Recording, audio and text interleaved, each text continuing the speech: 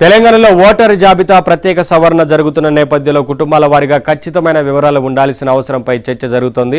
దీన్ని గుర్తించిన రాష్ట్ర ప్రభుత్వం తెలంగాణ ఫ్యామిలీ రిజిస్టర్ను రూపొందించేందుకు దాని ఆధారంగా ఫ్యామిలీ రిజిస్టర్ సర్టిఫికెట్ల జారీకి సిద్ధమైంది.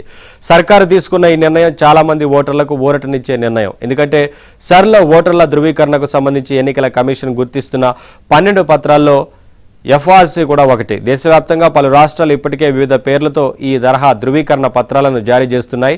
తెలంగాణలో ఆ సర్టిఫికెట్ల జారీ ప్రక్రియ లేకపోవడంతో ఏ పత్రాలు లేని కొన్ని కుటుంబాలు సర్ ప్రక్రియలో ఓటుకు దూరమయ్యే ముప్పును ఎదుర్కొంటున్నాయి. ఈ నేపథ్యంలో తెలంగాణ ప్రభుత్వం ఈ కీలక నిర్ణయం తీసుకుంది.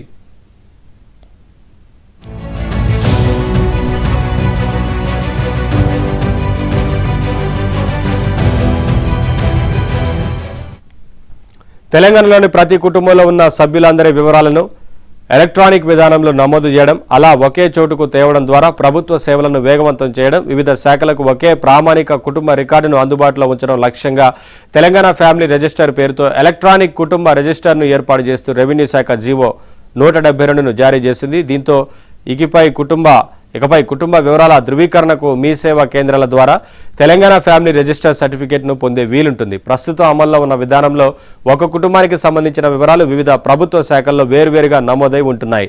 దీనివల్ల ధృవీకరణ సమస్యలు ఎదురవుతున్నాయి. కుటుంబ సభ్యుల సంఖ్య, సంబంధాల, చిరునామా వంటి వివరాల విషయంలో ఏకరీతి లేకపోవడం వల్ల అనేక సేవల మంజూరులో ఆలస్యం జరుగుతోంది. ఫ్యామిలీ రిజిస్టర్తో ప్రభుత్వ సేవలను మరింత పారదర్శకంగా అందించవచ్చని సర్కారు భావిస్తోంది.